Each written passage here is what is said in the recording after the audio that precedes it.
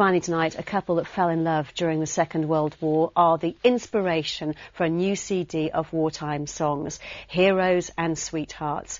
Michael and Shirley Gibbons met in 1943 when she was just 16 and he was a flight engineer. They've been telling their story to Victoria Smith. There'll be blue. A hero and his sweetheart.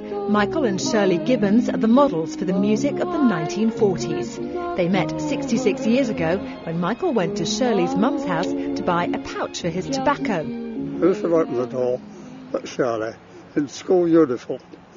I was so upset. She was 16. I fell head over heels straight away. I saw this gorgeous hunk on the doorstep and I was standing in school uniform. I thought, oh my gosh. I saw Shirley, she saw me, and she said, would you like a cup of tea? I said, yes please. So I went in there and I left at 7:30. That same evening, Michael told his mum that Shirley was the girl he was going to marry. During the war years, they wrote letters to each other every day, spending their time together attending concerts. Vera Lynn was one of their favourites. Some sunny day. As a flight engineer, Michael flew special operations, dropping supplies into France. He undertook 40 missions, 10 more than average, and was presented with the Distinguished Flying Medal at the age of 18. But he had to talk his way into the Air Force and out of his job as an apprentice toolmaker. So I said, I want to join the Air Force. He said, you can't, you're reserved occupation. I said, well, I don't care what you say, I'm going to join the Air Force. He said, if you refuse to do the work, you can go to prison. I said, when I come out, I'm going to join the Air Force. He said, you're keen, aren't you? I said, yes, very keen. I said, OK, we'll release you, you can go and join the Air Force at 17 and a half. So I said to my dad, will you sign the form? Of course, you had to be 18, you see. She said, yes. So I said, Mum, will you sign the form? She said, on one proviso, you don't do anything dangerous at all.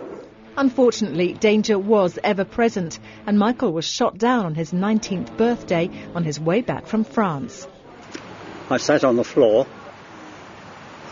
which was already open because we dropped our stuff, and put my hand on the ripcord, jumped, pushed myself up, arms fly out, ripcord comes up, flies out, and I look at the parachute, it's still there.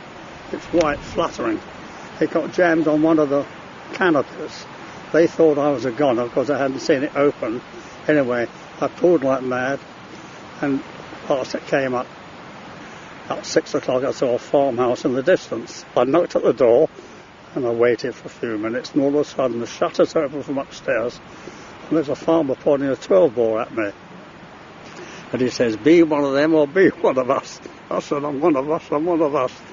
Michael's plane was the only one in the squadron to survive that night. 70 men died. All this time, Shirley was waiting at home, knowing little of Michael's difficulties and treasuring the moments they had together. When she was 17, they married, just a week after peace had been declared. I found this American that he got me some lace and somebody made up, because there was no materials of anything being brought into the country. And I had this dress made from one of my mother's friends made it, and when we got in to be married, the whole place was absolutely full of servicemen. They made it Thanksgiving Sunday, and there were Canadians, Americans, there were so many people there, and it was a very joyful wedding. It was lovely, and he got an extra 24 hours leave because peace had been declared. Both in their 80s now, Michael and Shirley have a wealth of memories which they're happy to share, and they're looking forward to their wartime love story continuing. Victoria Smith, Forces News, Buckinghamshire.